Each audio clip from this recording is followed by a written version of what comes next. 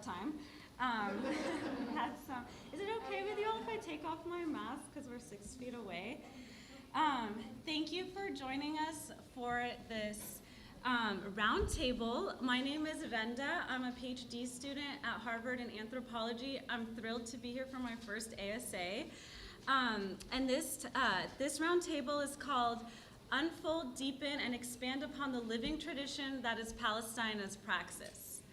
I'd like to start off today by introducing our panelists. Wait, I lost one of them. Oh, she went to the bathroom. Okay. Oh, I did not notice that.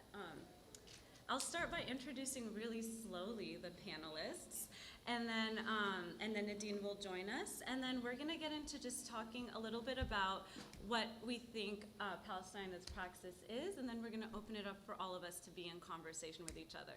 So let's wait for Nadine, actually, and then we'll start when she's back, if that's all right.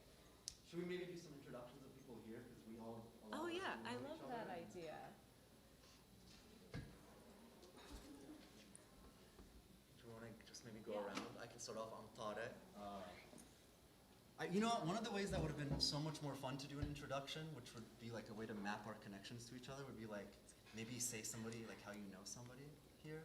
So, like I could pass it to Libna, who I first met at the PYM summer camp, but have been lucky enough to get to see at every ASA since. That's been like our connection. Is that all right? Yeah. Hi everyone, my name is Libna,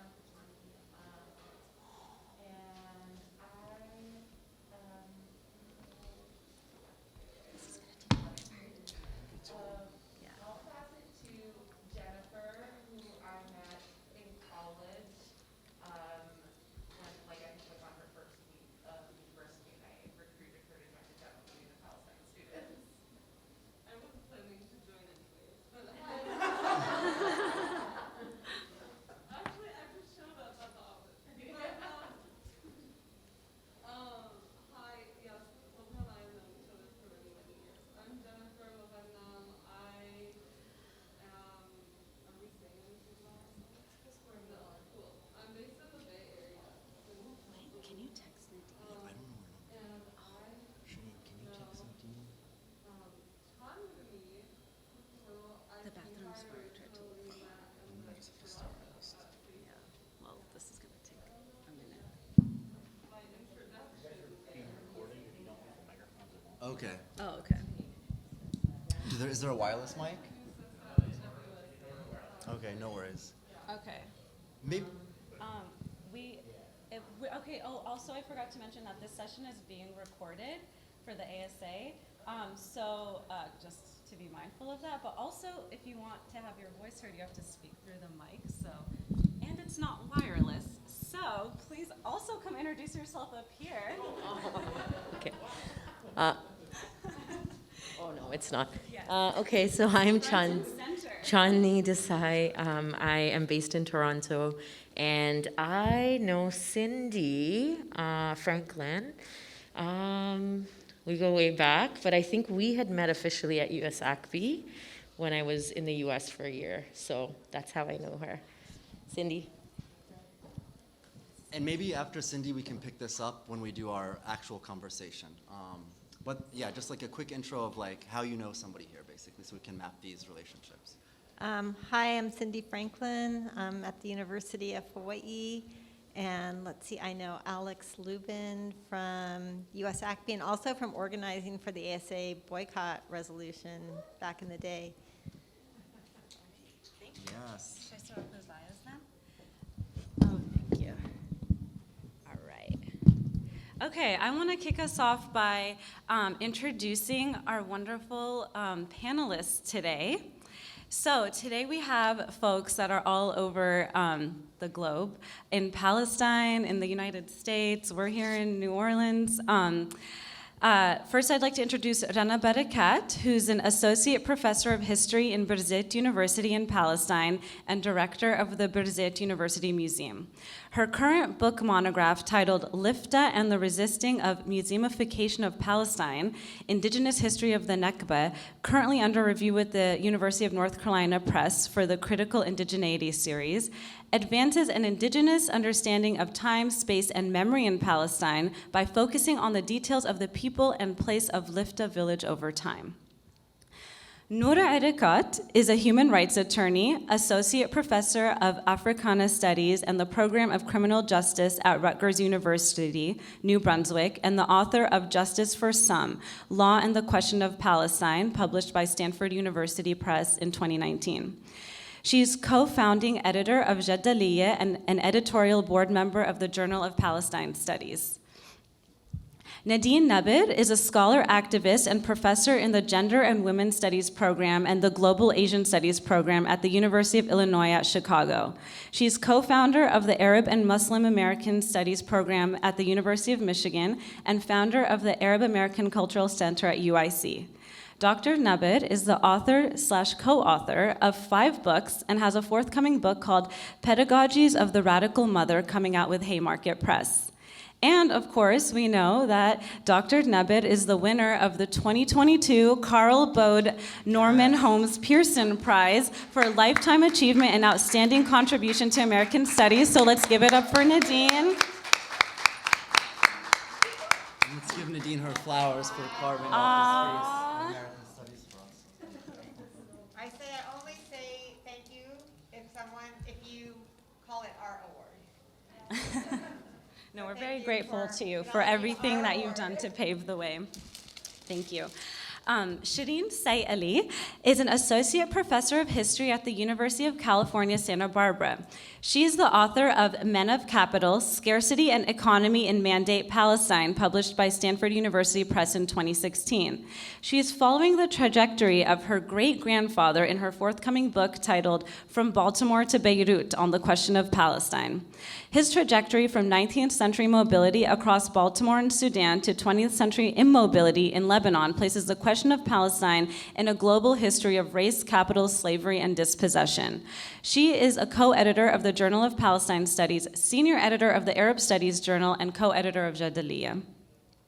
And Tariq Radi, who I'm going to hand this off to now to give the framing of this roundtable, is a doctoral candidate in the Department of Social and Cultural Analysis at NYU. He is a co-producer alongside Noura Erekat and Noor Joudeh of the pedagogical project Gaza in Context, as well as a co-editor of the Jad Mag Gaza in Context. His published work can be found in the Journal of Palestine Studies. So with that, please give it up for Tariq. I am so thrilled to be here with you all today. I'm really excited for us to think about how we can collectively broaden the horizons of Palestinian liberation through a celebration of our praxis. I wish that everybody that's on this screen was with us today, but they are with us virtually, which I think offers us new ways to organize, and hopefully this won't be as messy as the last conference that we just went to that was like this.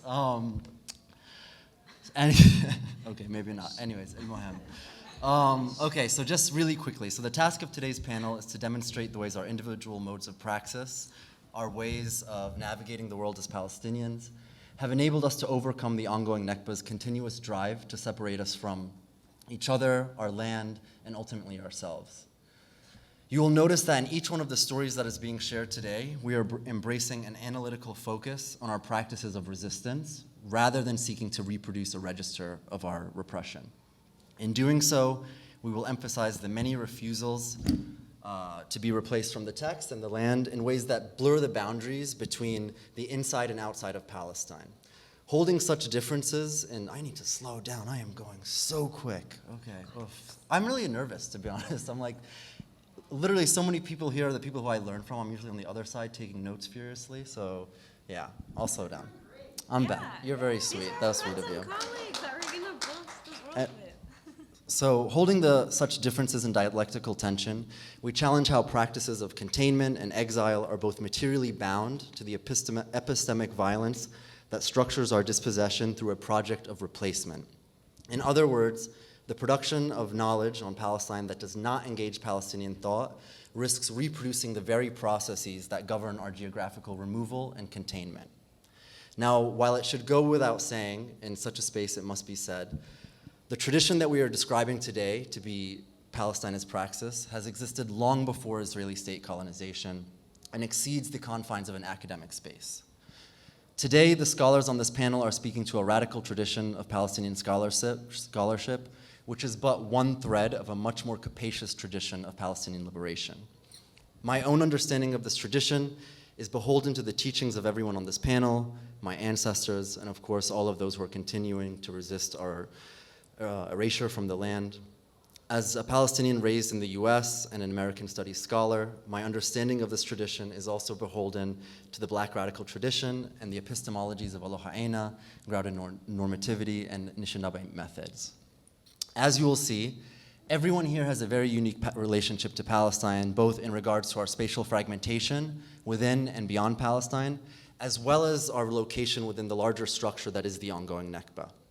While under state and capital logics of scarcity, the differences brought about by spatial fragmentation seek to place our needs in opposition to one another here and today in what is going to be an ongoing conversation, or has been an ongoing conversation, and practice of collective imagining. We are working to establish a differentiated unity that can exploit the contradictions of this fragmentation in service of a liberated Palestine. If you were to examine our relationships to each other, rather than through this register of loss and fragmentation, a web of connections and conversations across time and space would reveal themselves to be just as unique as our relationships to Palestine, which is what we're trying to get at with this intro that we were trying to do. Binding these connections is a politics of care that foregrounds protecting the land of Palestine and our relation to it through our relationships to each other. Today, we are not only sharing our methods, but we are practicing them. This is what I understand us to mean when we refer to Palestine as praxis, when we refer to Palestine as method, or when we talk about this tradition to which we owe our survival. By centering these Palestinian refusals to be replaced within the text and from the land, we are enacting a presence of Palestinian liberation that is A, already existing, and B, provides a practical program that everyone can embrace at multiple scales. So whether that be through a citational practice as an individual scholar, or refusal to hold discussions on Palestine without centering Palestinian life, or holding our various institutional arrangements and relationships accountable to their complicity in such erasures and replacement. And just to conclude, I am grateful to have attended the 2013 ASA session where the ASA voted to pass BDS. And with this victory in our rear view, it's my hope that we can continue to celebrate the ASA's legacy of being a home to the many radical traditions and its commitment to grounded and accountable scholarship. In enacting this presence of Palestinian liberation, by demonstrating the intimate and material relationships between knowledge production and our continued existence on the land, I invite you all to join us in collectively imagining how to broaden the horizon of indigenous futures and abolitionist geographies through the tradition that is Palestinian praxis. Woof. Thank you so much, Tariq. Thank you. I'm going to take it from there. I just want to first say that Tariq has organized this entire thing almost single-handedly, including me texting him like 5 minutes ago where this room was. So thank you so much for putting everything together, for bringing us together, for inspiring us to put this abstract together and starting us off. I want to just kick us off a little bit by talking about the Palestine and Praxis petition that inspired the name of this session and the collective imagining that brought this particular group together to start thinking about these things. So we wrote this petition in the midst of the Palestinian Unity Uprising in 2021, and it was circulating. I think you guys might have seen it. It was circulating all over online. We had like over 6,000 or something signatures like in a matter of weeks. And you know, that moment in May 2021, it was a time that was both heartbreaking because of the devastating amount of loss of life that we were experiencing in Palestine, and it was both inspiring at the same time, which I think speaks to a lot of like revolutionary moments or watershed moments. Maybe we can think about like the 2020 protests here in the US. In that time, just to ground us in what was going on while we were writing this petition, Palestinians were rebelling on all fronts against Israel's like tightening chokehold on us. So families in the Sheikh Jarrah neighborhood in Jerusalem were resisting being exiled from their homes to be given to Israeli settlers. People in Gaza were being massacred by Israeli aerial bombings for 15 days, and 300 Palestinians were killed, over 2,000 injured, entire neighborhoods neighborhoods being demolished, entire family lineages being massacred, like the Al-Qawlaq family. There were worshipers in Al-Aqsa Mosque who were being tear gassed and beaten up and arrested. You might have seen that footage online circulating. The Palestinian citizens of Israel, or what we like to call 48ers, were being attacked by their Jewish neighbors who were marking their doors to note who was Palestinian in the neighborhood so that thugs could come and beat them, who were being protected by the police to do that and arrest them. Some of them still dealing with their court trials today, some of them still arrested today. In the West Bank, where I was living at that time in Ramallah, we were being tear gassed and shot at nearly every day. New weapons for crowd suppression were being explored on our bodies, like these drones that would drop tear gas canisters on us during protests. People were being murdered. There were like funerals, sometimes several funerals a day, or their bodies were being confiscated and the families were forced to try to negotiate to return them to be buried. People were being arrested. Areas were being shut down. It was a really incredibly tense moment. But at the same time, this was a moment of incredible unity for Palestinians, as the name, the Palestinian Unity Uprising, suggests. And what was new and what was kind of different about this moment is that it was largely led by young people, by women, by people who were not necessarily in political factions, and it was being led by people all across Palestine and spilled over into Palestinians in the diaspora and in exile across the world. This was a moment when we felt, and I felt like I've been living in Palestine on and off for like a decade and going there my whole life, like that we felt actual unity for a first time in a very long time, that we were all working together for the same cause. In Ramallah, for example, where I lived, women were taking control of political spaces that we had historically not been afforded to us, and we were organizing in a way that I think now that I look back on it would be considered feminist practices, where we were caring for each other, looking out for each other, making sure everyone was getting home, everyone felt safe. We were collaborating together. We were doing doing a lot of back and forth when we were writing statements and doing things collectively. And I think that was another way of something new that was happening there that we were experiencing. We organized, for example, the largest general strike in Palestine since 1936. And on the eve of that strike, there was an anonymous manifesto that was published that I think captures the moment. So I'll just read one sentence from it. In these days, we write a new chapter, a chapter of a united intifada that seeks our one and only goal, reuniting Palestinian society in all of its different parts, reuniting our political will and our means of struggle to confront Zionism throughout Palestine. So it's in that political context and in that moment that we were writing this petition. And so I want to use the petition to just think about how, the type of praxis that we were using. So the petition itself, if you remember, you can find it online, was geared towards academics as a call to action to demand that scholarship on Palestine be led by political commitments to Palestinian liberation. And we'll talk about that a little bit more. But I don't want to talk about the context of the pledge. I just want to raise 2 points of what I think we learned from the writing process. The first one is that writing this petition was one of our ways of overcoming multiple layers of fragmentation that has become part of the Palestinian condition. The most obvious form of this fragmentation is caused by Israeli settler colonialism. For example, of the 4 original authors, myself, Tariq, and Noor Jude and Dina Amar, who I thought were on the Zoom call. We were all graduate students, but I'm the only one who can physically be in Palestine because I have Palestinian citizenship. And the other 3 authors have been denied entry by Israel, so that's dispossessing them again from their homeland. In addition, they can't do their research there the way that they had envisioned it, and so forth.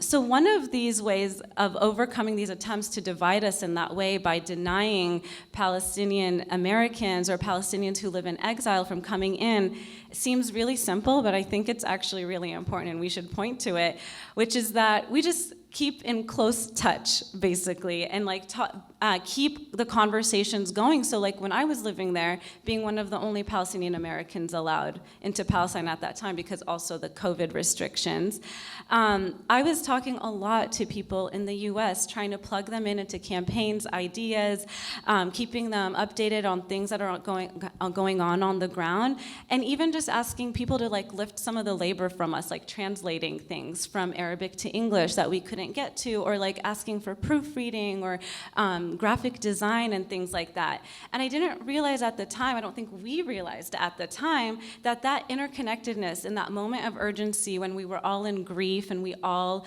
like were completely preoccupied by that political moment, by the Intifada, was that we were creating this transnational web of relationships. But more importantly, it was like a deeper practice of making these connections with colleagues who were denied entry, which was like making them feel more intimately connected to the land. And I think that was a crucial component in how we were able to work together in a space which is often, Palestinians living outside are often siloed into solidarity spaces, but this was giving more agency into being connected to what's happening on the ground. And that was kind of part of what we were doing in Palestine as Praxis. So writing this petition across borders, across time zones, was our way of practicing the unity intifada through this work.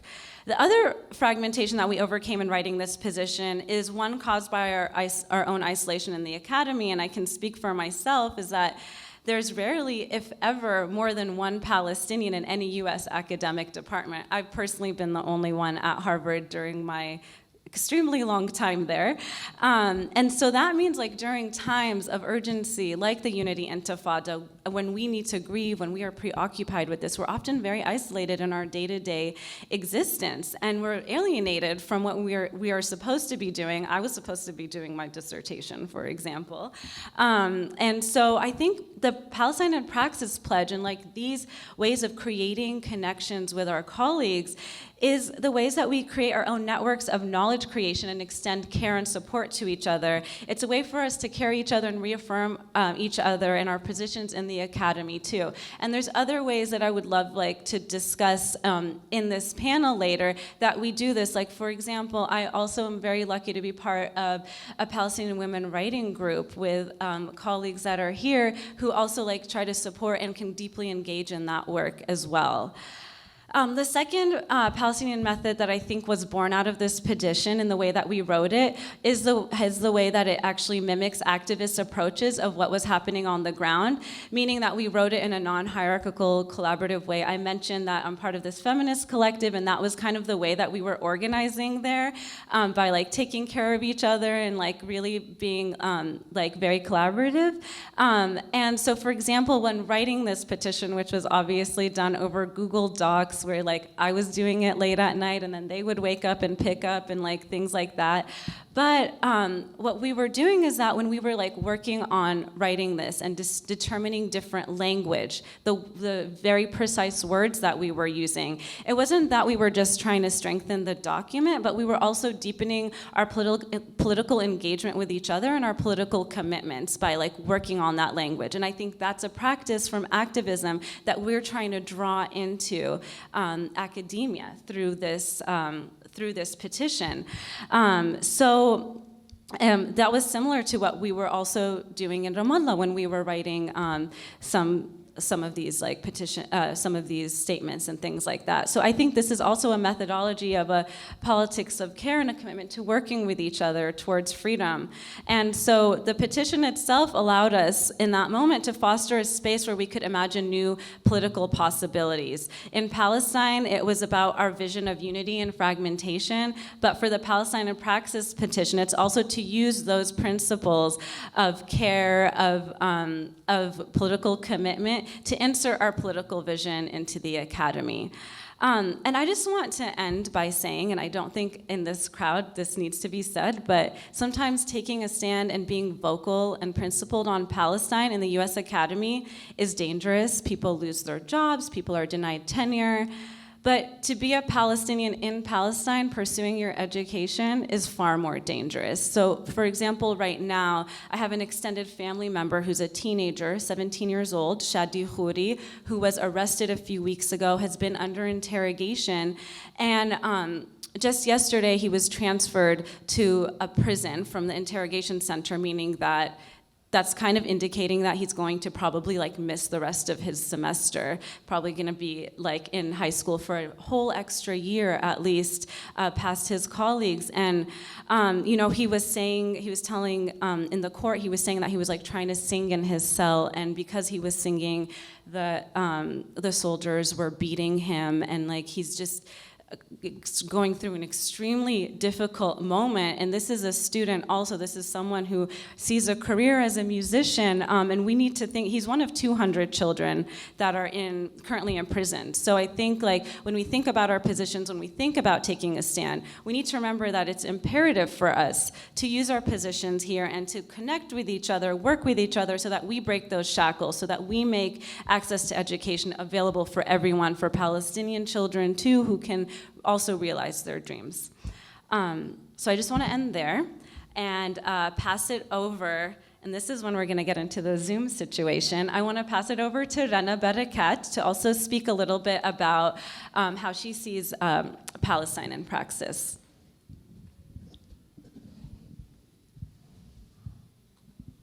Okay, can you hear me? Are we good? We're good. Yes? Breathing through it. Thank you, Randa. I'm honored to be in this conversation always, the ongoing conversation of which this is one small and quite public slice. I want to begin by thanking ourselves for understanding that conversations as ongoing are a commitment when we approach them as a responsibility. That is, to my mind, one of many parts of Palestine and as Praxis. I have to thank each of my fellow roundtablers here, Noor, Ina, Randa, Nadine, Shireen, and an extra special thanks to Tariq for keeping this all together over all of our time zones and geographies. I'm actually nervous as well, Tariq, and everything that Randa just said, I just want to remind everybody that it's also ongoing. So being denied Palestine is a collective, and so it's sort of triggering, I guess. So everything Randa said to sort of put it into perspective. This is a kind of public sharing portion of all of our ongoings, and I would like to tell just 3 small vignettes that are parts of the huge tapestry of our ongoing stories. The first one is under what I call ongoing return, and what I've learned from my fellow roundtablers as differentiated unity. In Palestine and amongst Palestinians, the concept of ongoing Nakba is not new. It is, simply put, the structural violence of Zionist settler colonialism. But in 2019, in the midst of a rather personal episode, and one that felt like a never-ending and, dare I say, broken record, I found myself once again trying to get back to my life and work in Palestine. And as has been the case for me since 2010, and for so many of us for a century, getting back into Palestine was and remains one of our prescribed impossibilities that we defy. Recording in progress. That I hope Palestine and Praxis could embrace. For me, that very personal moment put into our collective created a better balance between hope and despair, as Shireen Sayyili has so thoughtfully taught me throughout the last few years. 2019 is also, and not ironically, the time when I had a chance to personally meet and share with many of the people in this conversation, including Tariq. What was horrible, and sorry, Tariq and Noor, I shared ASA with them in 2019. What was horrible was made special because of each of these amazing people with whom I share this space today. And I cannot say that enough.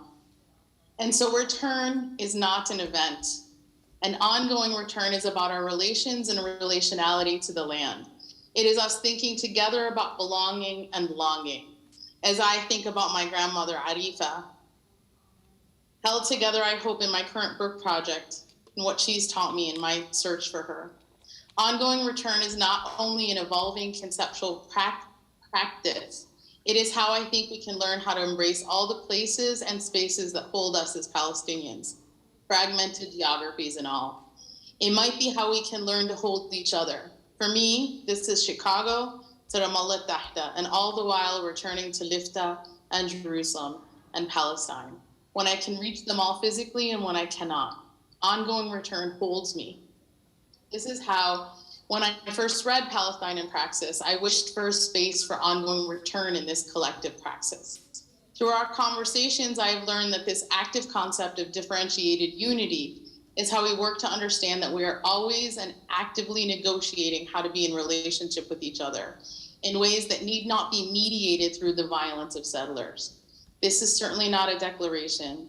It is a way of being. It is a kind of ontology that I hope can hold and potentially expand on the epistemological principles of Palestine and Praxis. It is not a chemical equation, nor is it a solutions or goal-oriented line. It is how we can be in all of the scattered and fragmented geographies that we stand on, and all the geographies we dream about and imagine. Our scholarship is based on that hope and the constant work of our ongoing return. This leads me to my second point I would like to highlight. Embedded and held by ongoing return. If you've not noticed, the settler state of Israel has now openly and publicly imposed new so-called visa restrictions on visitors. I would simply like to point out that these so-called restrictions are not new, and they are incredibly audacious. Those of us on this panel, and so many of us as a people, have faced them for decades. Settlers considering Palestinians as visitors to and in our homeland is itself an indescribable violence. Placing hoops made of fire for us to hope to become acceptable visitors in their eyes is the work of settler colonialism. Simply put, our own collective relationality to the land is controlled in so many ways by so many of us not being able to reach Palestine. This is part of the ongoing of this indescribable violence, often called immobility within Palestine. It is essentially about a century-long war against the Palestinian people and an ongoing and brutal attempt to break our relations with each other and our homeland. While this is not new, what is new is that the state is so emboldened by violent brutality and utter shamelessness that there are now literal settler-sanctioned criteria for what is needed or supposedly acceptable scholarship, and by definition, scholars within Palestinian universities like Birzeit University, where I work. So-called security concerns for settlers trump all else in terms of who can actually be here. This is openly meant to further isolate Palestinian scholarship in Palestine from the outside world. Our ongoing return is our open defiance. My third point is simple. We are all here together to hold each other, to sustain each other, to learn from each other. We are not, as so eloquently stated and will be stated by everyone here, subjects or a case study. And I have to admit, I'm tired. I can say that out loud because everything that Renda talked about is also ongoing. It was not only a unity intifada in 2021, it is ongoing. Because I can say I'm tired now, and I can say it out loud because when I say it here, I know I'm not alone, and I can actually be tired. I can be full of fear and full of hope all at the same time. Yesterday, on my campus at Birzeit University, we mourned a martyr, Amir Bedr, a young student of engineering murdered by Israeli forces in Jerusalem. Everything stopped on our campus. We stood together to mourn and celebrate. Ongoing return means that Amir is not only a martyred student at Birzeit University, but he is part of what and who we are as Palestinian scholars, neither heroes and certainly not only victims. Thank you.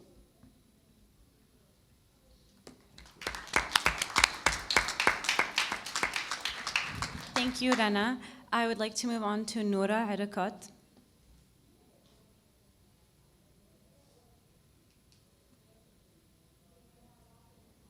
Noura? Yeah, sorry, I was unmuting myself. Thank you, Rana, for that. Allah yarhamu. It's again, I want to echo the significance of being in this space together and the fact that it's created together, I want to lift up especially our young leaders who are leading us. So Tariq, Noor, Dina, and Randa, who authored this petition, who have been the engines of this initiative, and who are also exemplary of what a Palestine praxis looks like, which is that our future is always our junior, our youth, you're the leaders, and it subverts the way that we think about hierarchy naturally. I have learned from you to articulate a way that Palestine has been in so much of scholarship, a site of theoretical extraction, a site of metaphor for biopolitics, necropolitics, for death, for hope, for resistance, and yet oftentimes in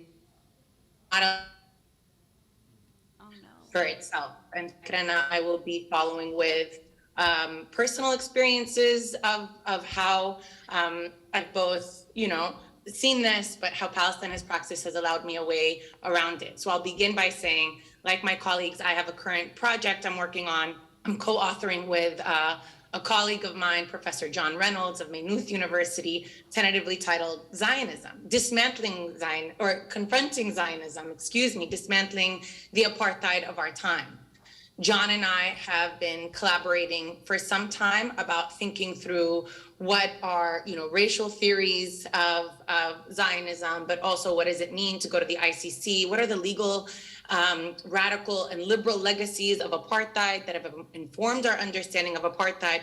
All of this, right, coalesces in a moment when we see this avalanche of human rights reports that have found that Israel is overseeing an apartheid regime.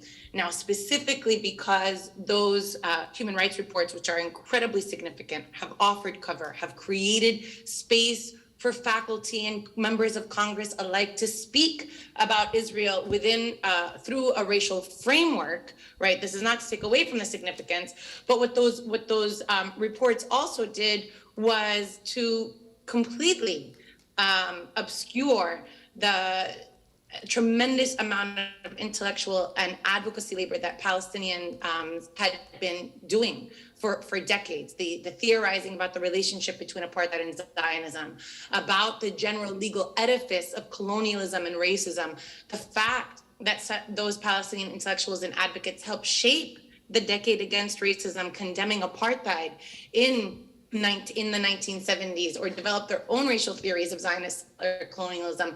None of this showed up in the Human Rights Report. Instead, what the reports did, all of them, was to do a very straightforward legal analysis. And so this is also from a legal practice, right? But there's legal scholarship. So this is why this is apt here. But this idea of applying law to fact. So all those reports applied the 1973 Apartheid Convention to facts on the ground today, in fairness to them, as they didn't these traditions. Number one, there was no racial analysis in the reports. None of them had a racial analysis about Zionist settler colonialism in their reports that declared Israel was overseeing an apartheid regime. B'Tselem goes so far as to explicitly say that there is apartheid without racism, which is a contradiction in terms. Number two, there's no colonial analysis in a settler colonial context, so that the recommendations that they issue are limited to constitutional and juridical reforms without a decolonial prescription, which would make it a very inept, right, an inadequate step forward. And then finally, three, I think because of this, and this is maybe something that we would discuss and have seen amongst ourselves, it's led a large swath of young Palestinians to reject the apartheid framework altogether, believing because of this outcome that it's actually a site of diluted liberal sensibilities, as opposed to the anti-colonial core framework from which it originally springs. And so this is one of the ways that we've been trying to had already been doing and are continuing to do in our work is to basically map out how this is an analytical return, and what happens when we put together, back together, this intellectual radical tradition, this advocacy tradition that actually led us to this moment that actually fills the gaps and creates the bridge to our decolonial futures. So in other parts of my work, I've used ethnography and autoethnography in order to forefront the experience and voices of Palestinians rather than objectify them as research subjects, right? This has been really helpful regarding my own research on war making and law. So in legal scholarship, again, the laws of war, humanitarian law, so on and so forth, is dominated by American and Israeli scholars. They're considered representatives of specially affected states, which means that states that are at war at an exceptionally higher rate or at an exceptional intensity. In fact, you'll find that national security law is dominated by military veterans from both the US and Israel, which makes it incredibly difficult to be able to write and to intervene in this discourse as a Palestinian in particular, but anyone from the global South would face a similar impediments. So it made my intervention almost impossible. And there were a few ways that I was able to get through this. One of these was inspired by our colleague who's not here today, Sada Ahmoud, another anthropologist who wanted to work with me to think about, well, what would ethnography do for thinking about laws of war, right? Which was a really radical read for me. But in fact, because of that provocation, what I was able to do was to flip an analysis of proportionality. So proportionality in war making is the idea that a military belligerent has to balance military harm against military advantage. But most of the time, those belligerents are measuring the advantage on their own terms, declaring it a success by any means necessary, and also describing any of the harm they cause as necessary or what we know as collateral damage. And so by using ethnography in that case study, what I was able to do was actually to describe proportionality from the lens of the survivors themselves, the survivors and the victims. And in this case, I used the example of the 2018 Gaza March of Return to describe, using the testimony that was collected on the ground, those instances in which Palestinians were shot. I don't have any other words to say this, but literally shot like birds from 300-meter distance by snipers. There was a rate of killing of Palestinians being shot, 95% of whom above the torso, in the back, in the head, in the neck. And so what happens when we were able to use the actual testimony of these Palestinians to describe that they weren't in any kind of a military situation, that they were actually hanging out with their friends. So many Palestinians in the Gaza March of Return actually convened in that space as a place of not leisure, but of gathering. It wasn't necessarily just a site of danger for them, and yet it was transformed into that. So by flipping that equation and writing a legal analysis using ethnography of Palestinians, it was able to tell a different story of proportionality that completely disrupts, right? That this was a military assessment, but instead that this was either reckless or direct targeting of civilians tantamount, Article 51 of the additional protocol, which is tantamount to terrorism. But here, what's more important is that it also helped us get out of the framework of national security law and able to tell the story of these killings as an eliminatory violence. That this wasn't about proportionality, but this was about settler colonial eliminatory violence, and that Palestinians represented a threat and a risk regardless of what they do, who they're with, how they're behaving. Finally, I'll add that when I was doing this work and trying to think about, in my own book project on Justice for Some, in thinking about Oslo or in thinking about the intervention of the PLO in the 1970s, that literature was also dominated by Israelis. And so so in order to recreate those stories, but on our own terms, and not to just accept what was available, it was incumbent upon me to actually chase down the living interlocutors to recreate an archive that hadn't existed before. And so just a couple of those stories, there was Nabil Shaath, who is a leader in the PLO now, and I know many people have many feelings about him, but in 1974, he was the PLO representative at the United Nations who introduced Resolution 3236 and 3237, finding that the PLO was the sole and legitimate representative of the Palestinian people, reinscribing the juridical status of Palestinians in international law.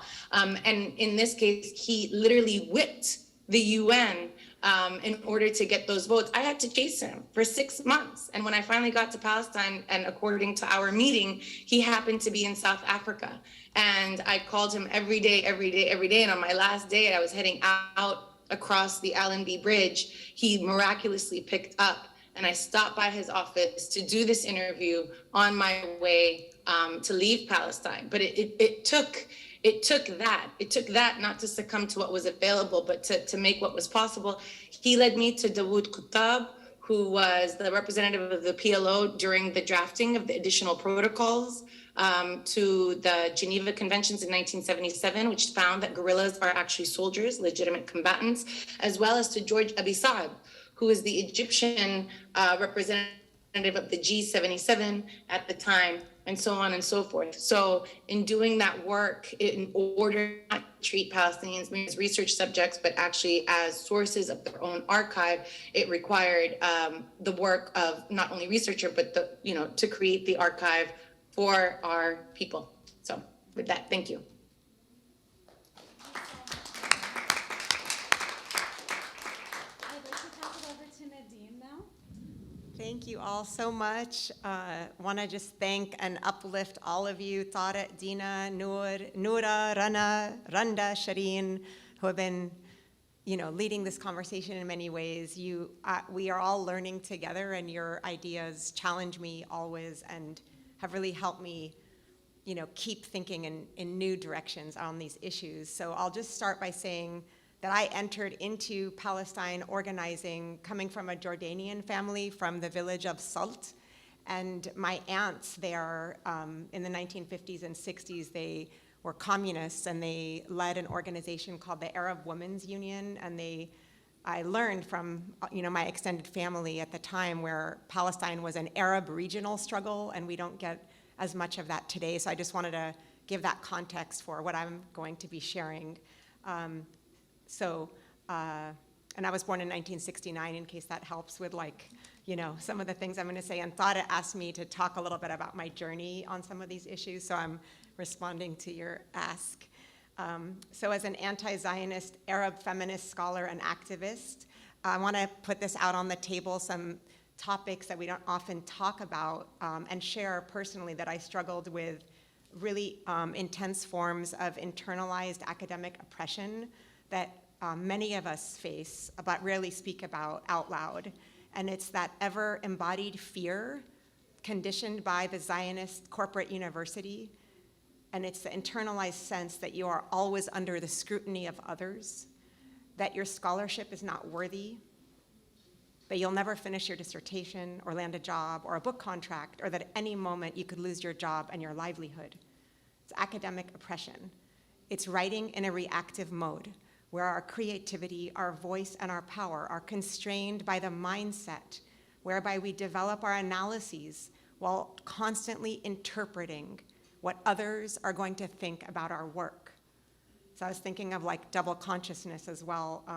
So I want to put on the table this struggle between the inner, which is our collective knowing, and the outer, and that we are placed in these positions where the inner and the outer are in tension and out of alignment. And a lot of you have heard me talk about this before, that it's, what I'll talk about in a moment. I call that an inharmonious state of writing. And what I want to, also I'll just keep going to say that I want to uplift the emotional labor involved in striving for that alignment between our inner knowing, our communal knowing, our analysis, and our communal analyses, and the act of putting our analyses out into the world. I want to put out on the table the profound ways that all of this fosters realities of trauma, How do I get tenure without selling myself out? How do I get tenure without selling out my people? With this Zionist strategy of emotive or affective containment. I've written about it elsewhere in my research on anti-Arab racism as internment of the psyche, to try to connect Japanese internment with the post-9/11 internment of Arab American communities. So we're writing to disrupt a settler colonial project that, as Noura said, shoots kids and anyone intentionally from the waist up with the intention to kill people who look like us, people who are us. And then we are rendered the racists. We are rendered anti-Semites, terrorists. And then that dynamic is remade within white liberal politics that covers up this reversal of victimizer and victimized through a softer framing, that we are not scholars but activists, that we are academic frauds, that we're imposters. Even in a recent search on my own university, after this huge battle, someone asked me if I made a certain decision because of Palestine, right? So that's always the framing of devaluing our analyses and our contributions to our university. So how do we apply Palestine as praxis to the struggle for survivance within the academic industrial complex and hopefully thrivance? So for me, coming up in the 90s, we didn't have a lot of support. There were very few of us doing Arab American studies. One of my professors told me that I was committing academic suicide by focusing on Arab Americans. So I'm just going to talk through briefly like some of the things that supported me. It was the kind of empire studies developing in fields like Indigenous Pacific Islander studies specifically that helped inspire my journey towards healing and helped activate Arab American studies futures, I think, for several of us at the time. Indigenous studies played a role specifically. And I don't want to spend a lot of time on this, but I just want to, it's really hard, I think, today to think about what it was like then. Grad school, Zionists contacting my department head, there was no one there to, step in. And even in women of color circles, we were fighting Zionism. Michigan, the school where, the university newspaper would publish articles and this was before tenure, that the title of the article in the school newspaper said Professor Lies. That would be the headline in the paper. And you're there by yourself, not tenured. And I'm not trying to make this about me at all. I'm putting it out for all of us so that we can talk about it, right? That so many of us go through. Near physical threats, these ongoing experiences. Point being, I was looking back on this for our panel and thinking of how without, this wasn't a strategy, but I think what many of us did to survive that we haven't named is co-creating alternative spaces for learning and writing, fugitive spaces for thinking and writing with 1 foot in and 1 foot out of the academic industrial complex. I think that's what activated my and our scholarship. So it was spaces like the Arab Women's Solidarity Association, where we first published one of our essays through the association. It was the Arab Movement of Women Arising for Justice, and we changed the name so we could have academic workshops. I don't remember what we called it, but we just added one more acronym, one more letter to the acronym to make it softer. And we had actually a workshop at UCLA many years ago. I don't know if Lubna knows about that workshop that we did at UCLA. I want to tell you more about it. And then movements like Insight, where we theorize state violence as a form of violence against women and gender nonconforming people. And then critical ethnic studies, before it was an association, there was a weird underground network of people that were targeted by our universities, and we called ourselves the wine tasters because, as a joke, which I could tell you why later, but it was, anyway, I don't want to take time on that. But we're having wine just like you. And okay, so then, and I have this, I like to make jokes, so I wrote about this as the academic hokey pokey. It's 1 foot in and 1 foot out. Put your left foot in, put your left foot out. So through these spaces, different kinds of mentors, and two in particular, Sarita C., who always told me, don't let the university determine the value of your scholarship. And that helped me distinguish between what I need to do to get tenure, like have people sign a form, versus like giving my power away, giving my emotional power away, that whether they decide or not on my tenure would then be a determinant of the value of my scholarship. And you could tell me about the time. So should I tell me? Okay. So 2 strategies that I want to put on the table as how do we liberate ourselves from these constraints. So I was drawing today on practices of Samud from Lina Miadi's research, where she talks about Samud, which is Palestinian steadfastness. It's like a movement term, a dialectic of the colonial relations and how Palestinians have simultaneously carved out a space for a form of subjectivity that breaks with the predicament of the colonial dialectic through the cultivation of samud, or steadfastness. So that comes from Lina Miadi's work, and I'm no way making academia and Palestinian struggle one and the same, and I don't feel like we need to go into all that right now. I think we get that. So, and then learning from people living under conditions of torture in Palestine, in Egypt, and in Chicago by Chicago police, about the emotional challenges that we don't talk enough about in academia, where emotions are indicators, and this is what I want to say about emotions, of not only how we are feeling, but how we want to feel, of how we show up, of how we are, of where we are with our inner and collective power, and how we, and where we want to go. And that even in conditions of constraint, we know from feminist theory that we still have agency to improve or reach for better feelings.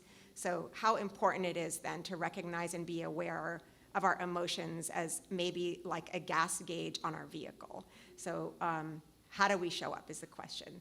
And it also, I'm drawing from Mariam Kaba, Black feminist abolitionist concept of hope is a discipline, just to affirm that, abolitionist visions are, how do you maintain hope under conditions of extreme state violence? And it's, want to apply that to our academic work around the work and labor involved in not just researching, analyzing, and writing, but grounding ourselves in our collective power is a discipline. And it's not toxic positivity like, hey, just feel better, we got this. It's, it's work, and I won't have time to go into examples of that, but it goes back to realigning our inner and our outer, that striving for that harmony between how we feel and what we think about our work and how it aligns where we want our work to go. So it's kind of like saying, I want to write a book, but I believe that I can't write, right? And so just going to move on to the next one because this was a little too long. So that point was really that we can't deny the necessity of the emotional work that is part of our research and writing. And I was uplifting the concept of samud for that, and which would be a gradual movement towards being grounded in ourselves and grounding our research in Palestinian liberation, movement-led beliefs and visions. Now, there's a lot to say about that because you might be asking, but what about tenure? Like, I need to keep my job in the university, and we could talk about that. And the way that I would respond to that, I guess briefly, because that's a big question, is what I said earlier about disaggregating the struggle with the gatekeepers. So there is a struggle with the gatekeepers. We do need to get tenure. We do need to keep our jobs, right? And those are skill sets that we can talk about and that we do need to develop, right? But disaggregating that from our groundedness in what our core beliefs are, what we're trying to do with our work. And so I will talk for a minute about then the second thing is Palestine as practice, like, well, then how do we do our research? So bringing Palestine as praxis now to the how of doing research. And I'll just say these, how about this, and then you could ask me in the question answer if you want. So I have two things. One is like dismantling the binary. What does it mean to dismantle the binary between the researcher and the movement? So I wanted to put that out methodologically, that of like thinking beyond conventional models of, I'm gonna give back to the movement by like writing a report or, asking for their opinion. But what does it mean to do like movement-led research where like, we all rise together? And I have some examples of that that and different praxis, like co-authoring, like building movement resources while building academic research-based resources, using research to circulate counter discourses that the movement's working to circulate, and on and on. Second, and if you're interested, I have a project where I'm trying this out. It's called motheringisradical.com. It's a huge collective project, not just my project. And then second thing for Praxis would be really, we all, working on this, all of us together, is what I want to put out there.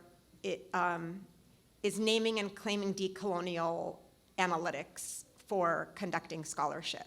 So the more of us that are justifying, rationalizing, legitimizing the methodologies, like social movement-led research methodologies, where our analysis, we're not the authority voice, right? It's that our research is about, our analysis parallels the movement analysis, and our role as scholars is mapping the theories of the movement. So that's an example of like the blurring. And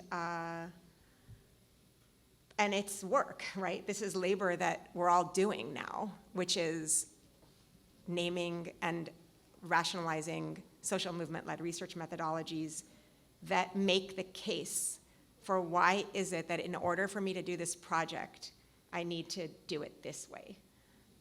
And that's like the rationalizing that I was referring to. And I'll end there. Thanks. I'll pass it to Tarek and then our final panel. Yeah, I will try not to read quickly. This is the thing that I really want to reproduce. So at NYU, we have an ongoing effort to try to get NYU's satellite campus shut down, and it's based on a rhetorical shift that looks at the university's breach of its own policies and code of ethics. So we have the satellite campus. It stands on its own. It's separate from Israeli institutions, though students do have access to Israeli academic institutions, and they get internships through it too while they go there. But let me just say a little bit about what it is. So in 2018, during my first semester of my graduate studies in the Department of Social and Cultural Analysis, myself, alongside Andrew Ross and Dean Serenilio, co-authored a resolution for our department to pledge non-cooperation with this site. Now, this was centered on the fact that my presence in the department as a Palestinian scholar in exile with a 10-year ban would put the department at risk of reproducing the racial inequalities of Israel's policies and project of replacement within our workplace if we were to participate in the program.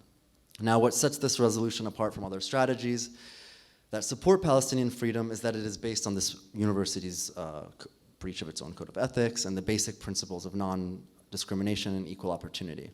And by centering a Palestinian presence in our department, we were able to make this violation visible, while also attending to the ways that Israel's laws of entry are based on political speech that affect the wider community.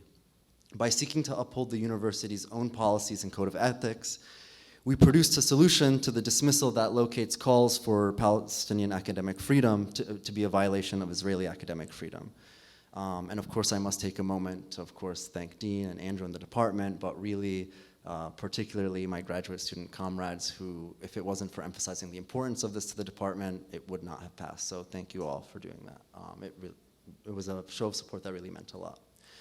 Now, of course, the ASA understands the ways that university presidents perform a fidelity to the liberal frameworks of academic freedom quite well, mainly by always seeking to uphold the rights of an imagined Israeli academic who we know they incorrectly claim would be affected by such efforts to produce this equality, while ignoring the material realities of Palestinian scholars. Now, at NYU, the administration has refused in any way to answer our actual call to uphold the university's policies, because of course they can't ascribe these things to an issue of political opinion, and it would require grappling with the reality of this double standard. Instead, they claim that no NYU student has been prevented from going to Israel. And in doing so, they fail to account for the Palestinian members of NYU from the West Bank and Gaza who are unable to enter Israel, as well as those Americans with those with American citizenship like myself who have been banned. So last spring, the student government, led by a bunch of students and undergraduate students in SJP, actually voted to pass a resolution that would shut down the satellite campus, using the Pledge of Non-Cooperation as the example. And actually, initially it passed, but then there was a revote that lost by 2 votes that was like super shady. To be honest, there was very little organizing that went, like on the ground organizing that went into the resolution and the government vote. I mean, it was really through government, and that was a big part of just COVID organizing of the first year. But I'm saying all of this because it went through so easily. And it should inspire us to, like, maybe if we could set a precedent for this in student government, that we can reproduce this in other campuses. So now it's worth noting that this focus on satellite campuses and study abroad programs provides us with a material site to challenge the epistemic violence that structures our erasure, both from spaces of knowledge production, which we know then to constitute our replacement on the land. Most importantly, it provides us with a strategy to answer the most recent call from Palestinian scholars inside of Palestine, which I had up here, but it's going to be too hard to share, that Rana shared with us from Bir Zayt, referring to the new visa restrictions. So it's basically allowing us to subvert those of us who have been displaced on the outside through a way of forming connection with those on the inside, in order to enact one form of this differentiated unity that we're seeking to expand. And I had the demand, but it's going to be too hard to go up. But essentially, when we need to charge this, I have mine. But basically, the demand asks that, basically, we're asking that the Israeli state end its restrictions based on entry based on ancestry and political speech, and that the Israeli state adopts policies for granting visas for visa exchanges to Palestinian universities on a fully equal basis. This is just like this is the lowest common denominator that we could get past in a pretty rad department. But the point of today is to give it more teeth, I hope, and maybe other departments, if they pick it up, we can think collectively of how we could reproduce this. I mean, that's what I would love to see. I think it would be great for us to not give students credit if they go, like instead of just material support, because a lot of us aren't actually going to these departments, right? So, but, anyways, I think it's something worth doing, and I'll wrap up on that so that we can hear. Thank you. I'd like to pass it over to Shireen to take us home on the panel. Thank you, everybody. Am I here? Yes. Okay. Thank you all so much. I wish we could all be together in the same room. I'm going to try and stick to 5 minutes, and in the hopes that we will be able to have more discussion, and just sending love to everybody on the Zoom who have brought me to where I am today, and to everyone in the room. I have sort of 4 sets of points that I want to go through. First is on the question of fear.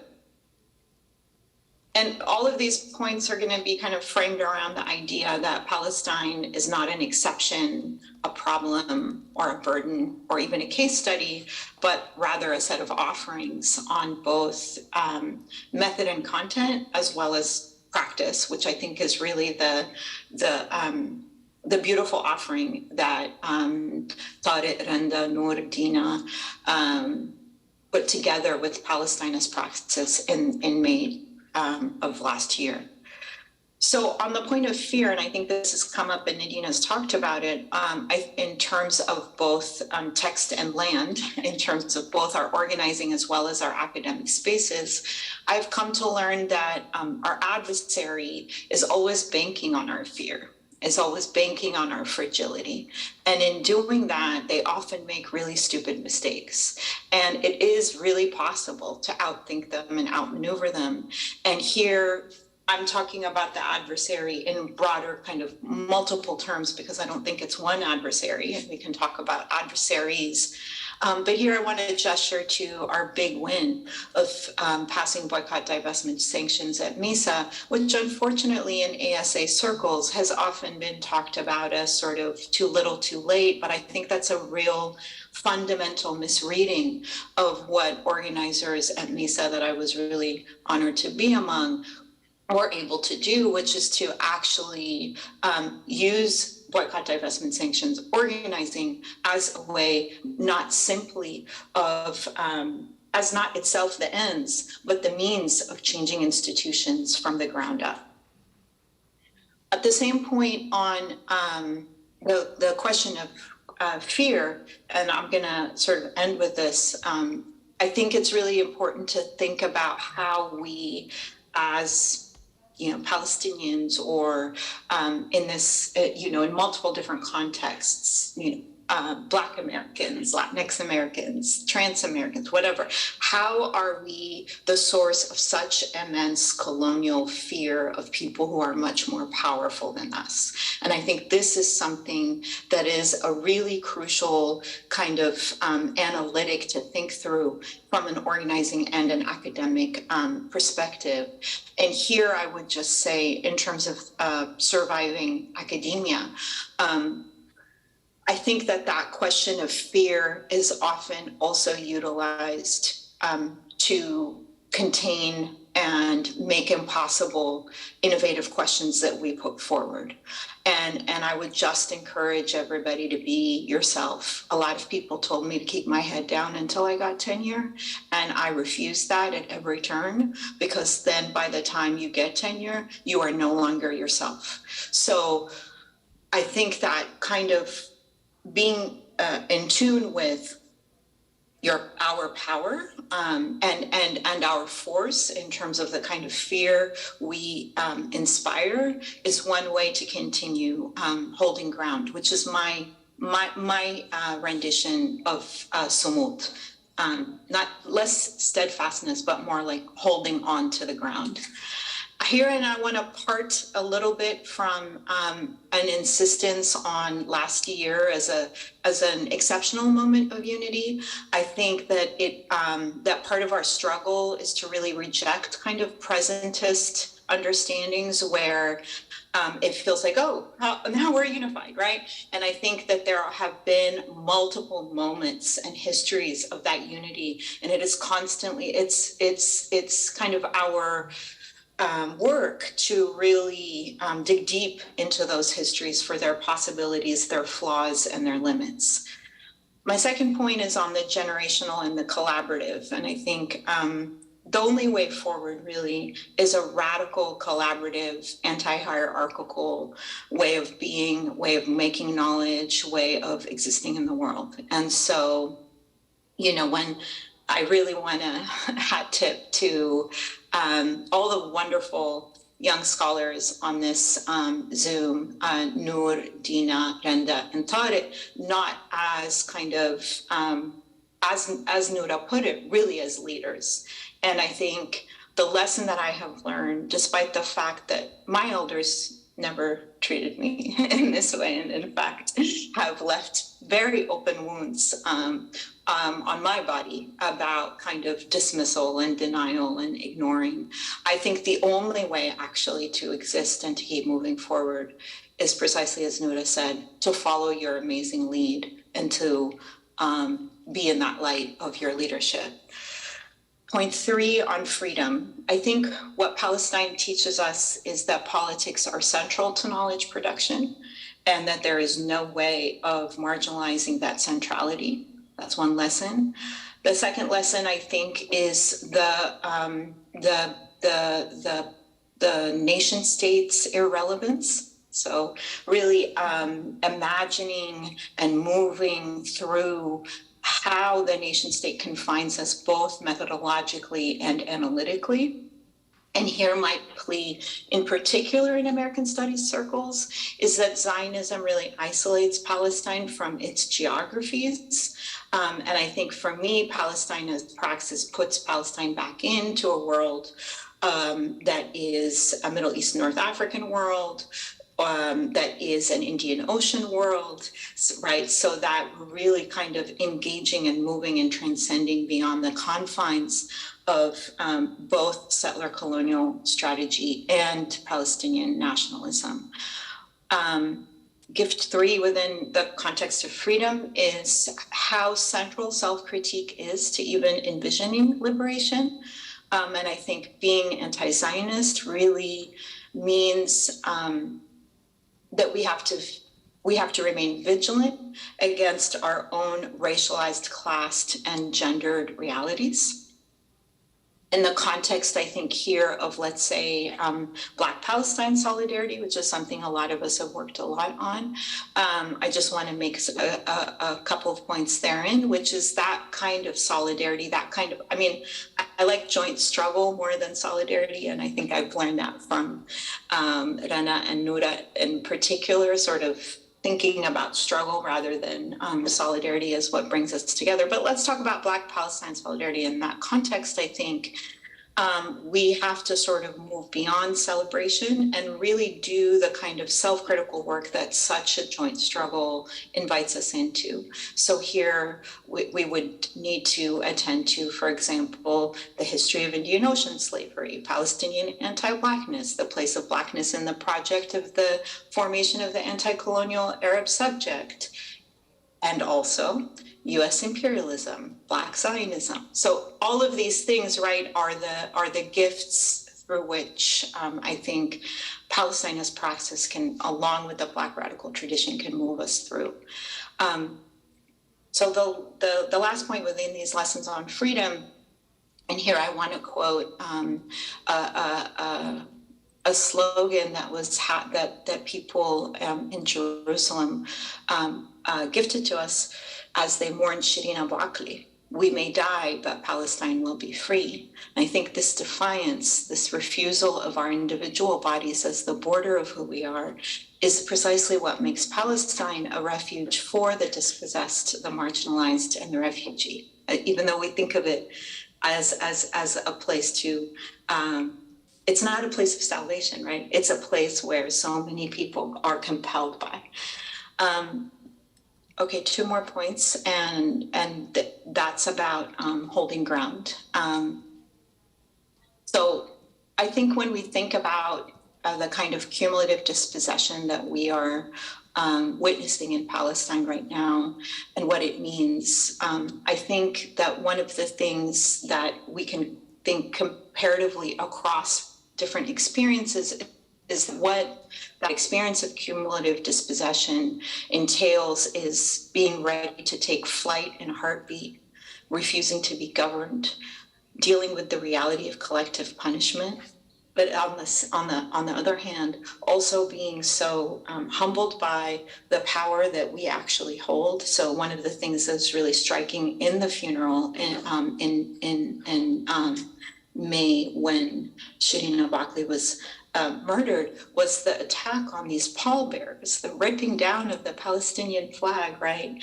And it's just this incredible sense that you get of how these besieged people can hold so much power and fear over a nuclear army, an army that has nuclear power.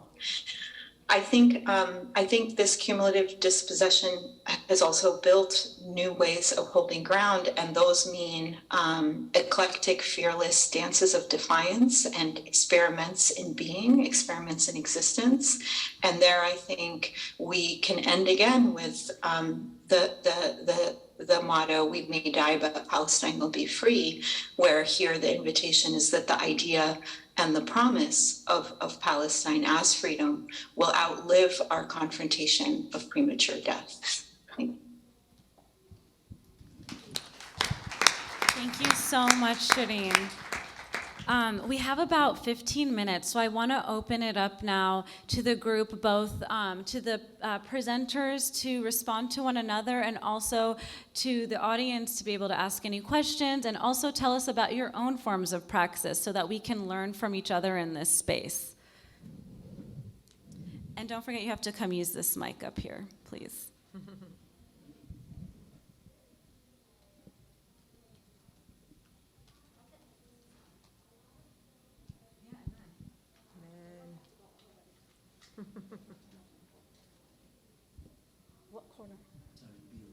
Oh, be recorded.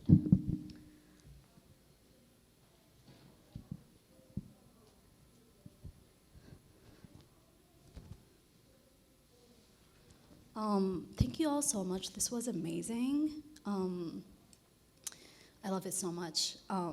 And I just wanted to build off of a note that Brenda has mentioned. And just like a quick side note about why I'm building off of a note is this is like one of the best pieces of advice I got as a first-year graduate student 10 years ago. And the context to it was I was having a horrible time, like the worst time. And I was taking my first seminar with an Israeli student, actually, which if you're like from the other side of the wall, you don't necessarily interact with Israelis beyond them being soldiers. So if you are in a classroom with someone, this is like a horrible experience. Also, the professor was mean in the sense of like he was always aligning himself to Zionism. Sadly, he was an Arab professor, which is kind of complicates things. He was aligning himself to Zionism to get tenure by always prioritizing what the Israeli student had to say before what I had to say, and would like intentionally interrupt me. So anyhow, Ruth Gilmer came to campus, and it was the first presentation I did, attended in the US where Palestine was mentioned, and I was so grateful of that. So I go to her during the wine and cheese, Nadine, the whining, and I was like, I'm so sorry, I just need to tell you, like, ask your advice with something. And it's like, I'm having a horrible time in this seminar, and I don't know what to do with it. And the way I, like, metaphorically described this is that I said I would say something about Palestine, and it would come out of my mouth, it would go into, like, the middle of the room, and it would fall down because nobody would pick it up. And she said, you know, she, like, shared this, like, so kindly of her, she shared this like personal note of like how her experience as a schoolgirl was in, like she basically desegregated a school. She was the only black student, and she said, you know what you have to do? You have to always take classes with at least one friend. And that's how you can always find someone to pick up what you say and not let it fall apart. And so I wanted to build off of something really, really important that Renda has said, and it's the story of her cousin. And I was gonna like reciprocate that by telling the story of my cousin, who's, his name is Haytham Antari, and he's actually sentenced for 3 life sentences in 2 years, so 92 years. And he was in prison actually around the age of your cousin, so he was like 17. And he's in his 40s now. And he ended up doing his high school education, his BA, and his master's while in prison. And he did his master's in Israeli studies. And he would teach the other inmates about the colonization that was keeping them all in prison. And the reason why I'm saying this is because I think we are one of the major nations in the world who actually model the activist scholar thing. And not only activist scholar, but rather rebel scholar or revolutionary scholar. And I think I wanted to say that because I wanted to frame the contribution of everyone on this panel for the people in the room and the people who should be in the room but aren't, in terms of like, this is like, for me, this is how I was listening to you, and this is how kind of want to echo how important it is that every time you think of what activism means in relationship to scholarship and scholarship making, you have to cite Palestinians because they've been doing this work for ages. And yeah, that's my comment. Thank you so much. It's not a question, sorry. It's just a love letter. It's a love letter. We wanted an hour of conversation. Yeah. I don't have anything, I'm not going to talk, but just to affirm what Iman said. I mean, that was really, really profound and powerful to think of the field of Palestine studies as, right, as a field that has all, like at its core and from its inception is a field of social movement-led scholarship. When are you going to write that article, Iman? Yeah. I'm kidding. You know, I know you have so many ideas, great ideas.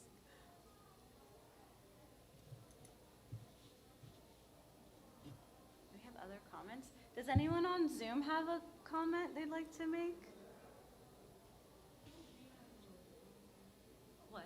No, I just want to add, since if there isn't anyone speaking, can I? Or is there thought? No, go ahead. Go ahead. I just wanted to add that I really just wanted, to lift up that there was a level of vulnerability that so many people shared, and I appreciate, and I just want to echo that, and say, and like what Anna describes as our emotional labor, shitting is embodying, and how much fear we cause, and yet we're attacked, and the same as like Nadine lifting that up and what it means to go through the academy in a very precarious way, and so much of what. And I didn't do it here, but I just want to nod to it, is that, so much of my own journey through that has been a really harrowing journey that I've chosen not necessarily to talk about very publicly, only because there's so, that field is so full of all these scary stories, and yet very, and wanting to fill it with a lot more hope, right? And so that said, what I want to say is two things about that. Number one,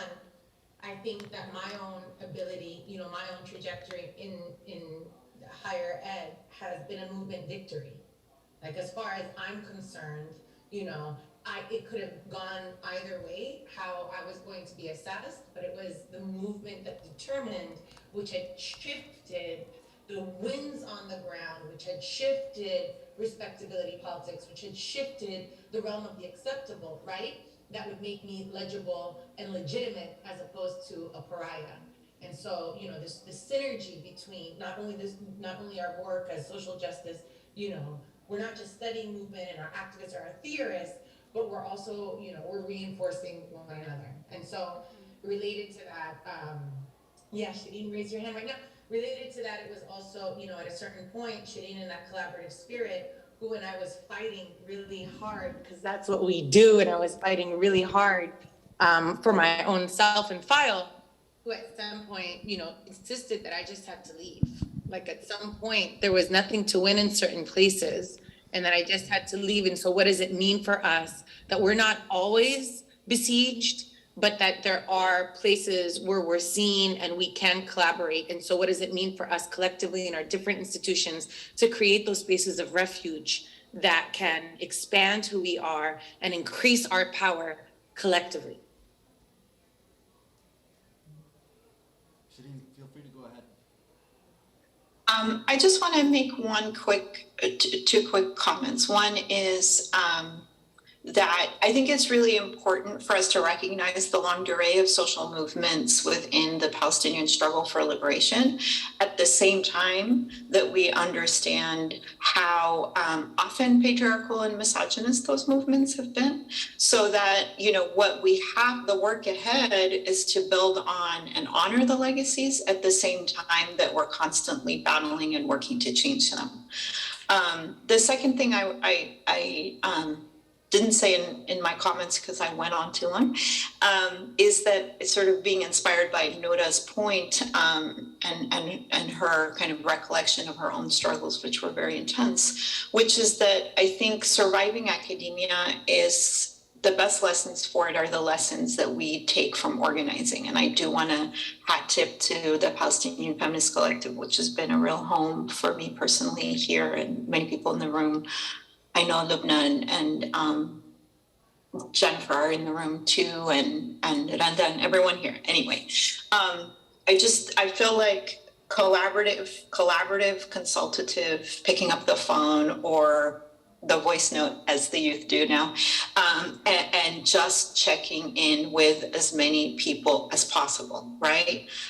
Never publishing anything without having at least your 5 closest interlocutors to reading it, not moving forward without like a consultative, collaborative spirit, because that isn't just about kind of protecting you and making sure that people have your back, because you will need it, right? You have to always have a paper trail, but also that is the way that I think people, that the legacy of our work can move forward, which is if we really center collaborative, consultative approaches in everything that we do.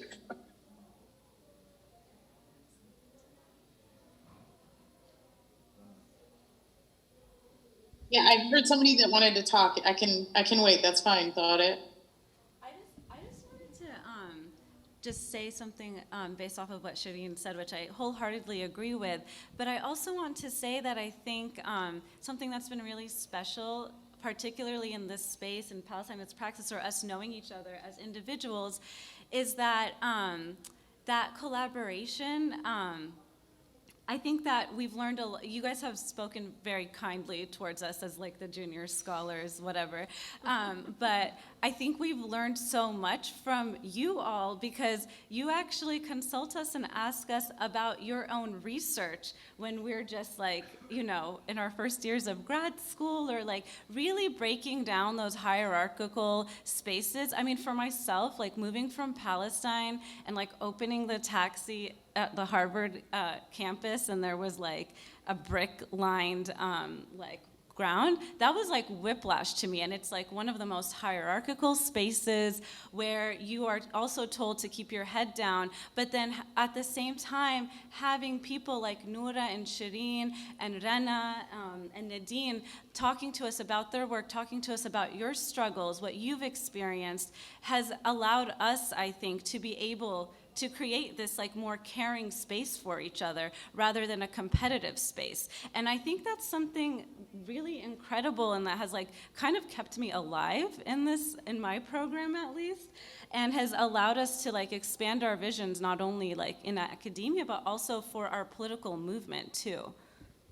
And maybe I could just say one thing, and this isn't a self-erasure thing. Like I know I'm here for people, and you all, I know you know that I will be here for you, but I just want to really affirm Shireen, because, you know, like for me, like sometimes I'll just be so overwhelmed that I forget just, you know, what's going on, or what my priorities are. And Shireen has always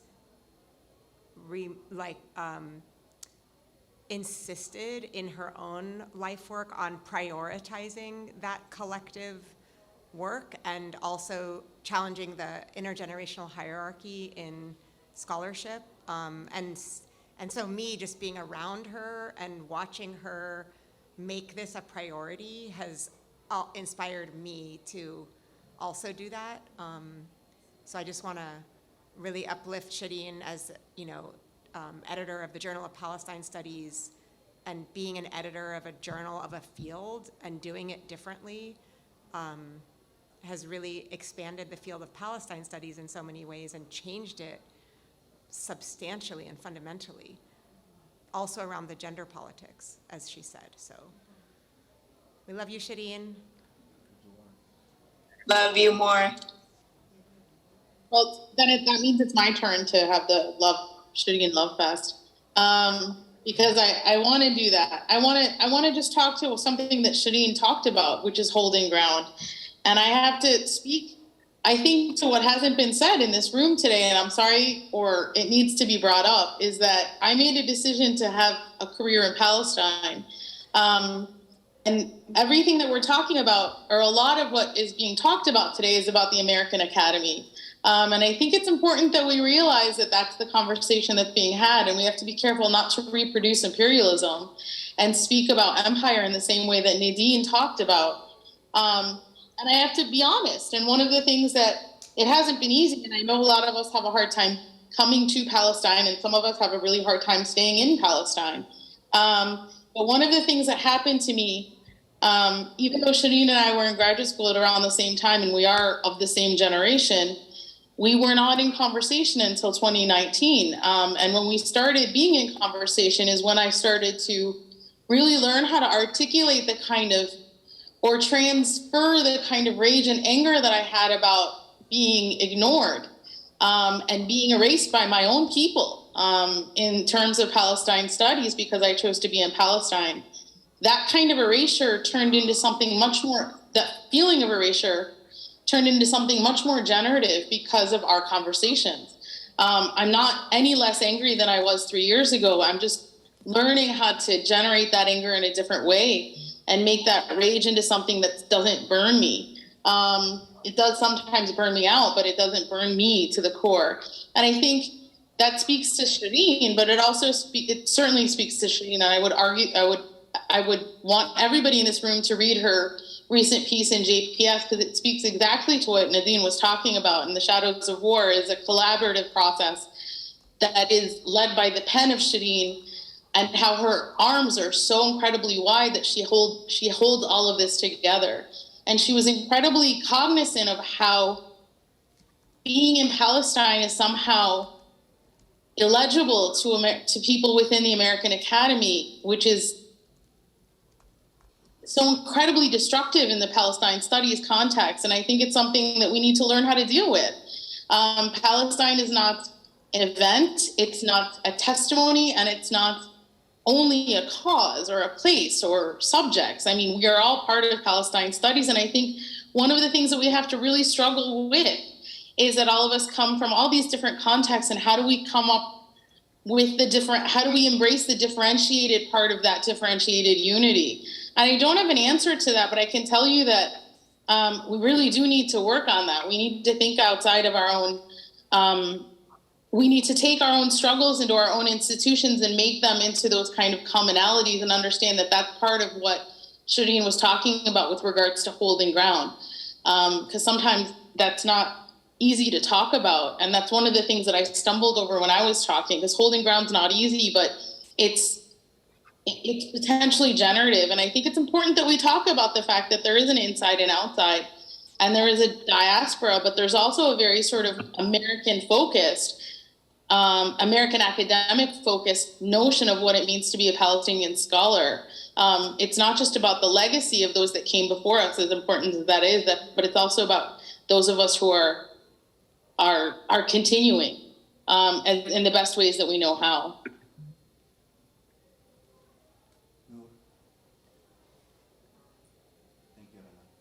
Thanks, T. Thank you, Rana.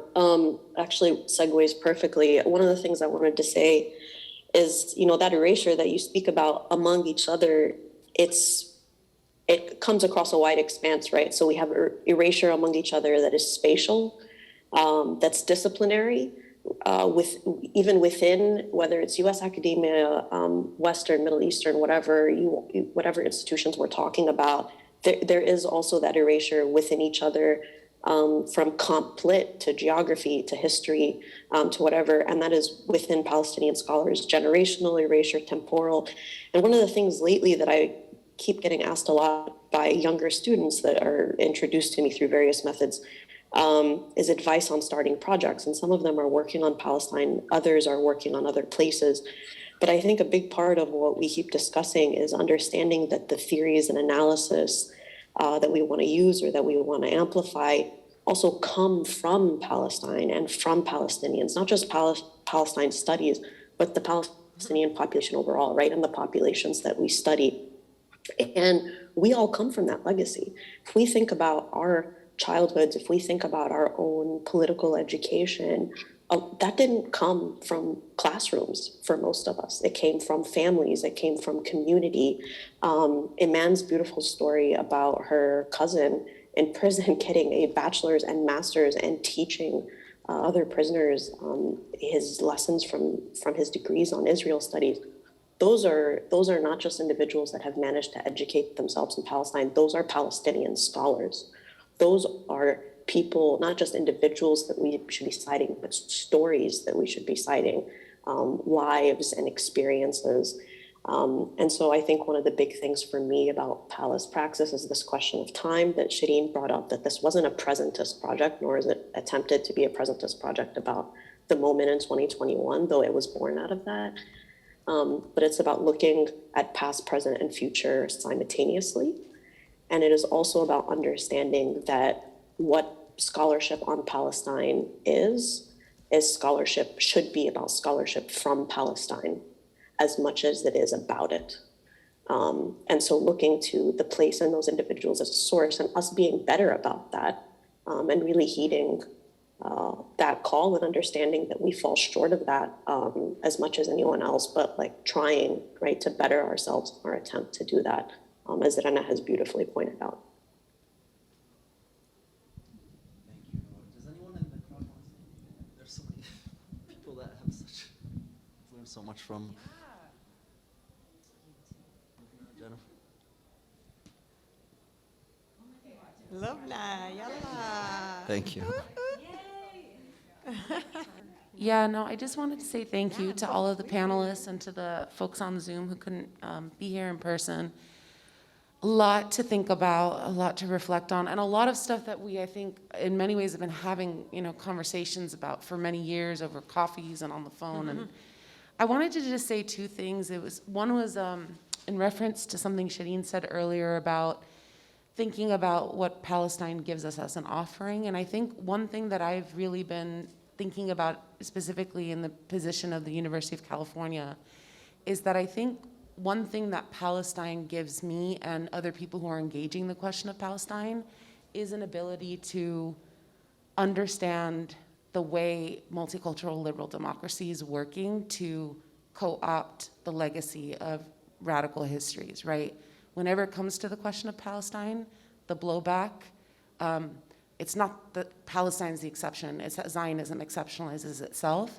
And I think that that blowback actually allows an invitation and revisitation about how Palestine does organically fit into conversation with the Black radical tradition and indigenous resistance and many other different histories. So that's just one thing I wanted to say about Palestine as praxis that I think is important.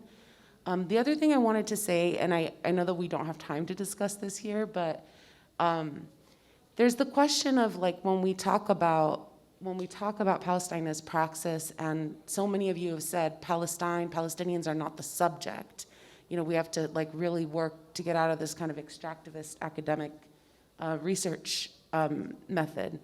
But I think there's also the question of what does it mean to understand that Palestinians are creating the subject, right? Whether it's through their art, through their literature, through the recreation of social movements.